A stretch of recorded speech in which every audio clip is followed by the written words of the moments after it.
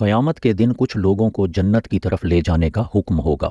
جب وہ اس کے قریب پہنچیں گے اور اس کی خوشبو سونگھیں گے اور اس کے محلات اور ان انعامات کو دیکھیں گے جن کا وعدہ ہوا تھا، تو آواز آئے گی کہ انہیں اس جنت سے ہٹا دیا جائے، ان کا اس میں کوئی حصہ نہیں۔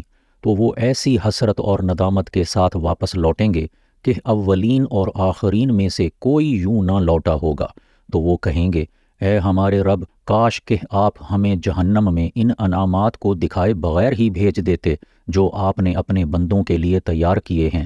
تو اللہ تعالیٰ ارشاد فرمائیں گے، میں تمہارے ساتھ یوں ہی چاہتا تھا، کیونکہ جب تم تنہا ہوتے تھے تو میرا سامنا بڑے بڑے گناہوں کے ساتھ کرتے، اور جب لوگوں سے ملتے تو متواضع بن جایا کرتے تھے۔ تم لوگوں کو ایسے اعمال دکھاتے تھے جو تمہارے دلی عزائم کے برعکس ہوتے تھے۔ تم لوگوں سے ڈرتے تھے لیکن میرا خوف تمہیں نہ تھا۔ تم نے لوگوں کا جلال محسوس کیا مگر میرے جلال کا تمہیں احساس نہ ہوا۔ تم نے لوگوں کی وجہ سے تو کوئی گناہ چھوڑا لیکن میری وجہ سے کوئی گناہ نہ چھوڑا۔ سو آج تمہیں اپنا دردناک عذاب چکھاؤں گا، ساتھ ساتھ میں تمہیں اپنے عظیم ثواب سے محروم کروں گا۔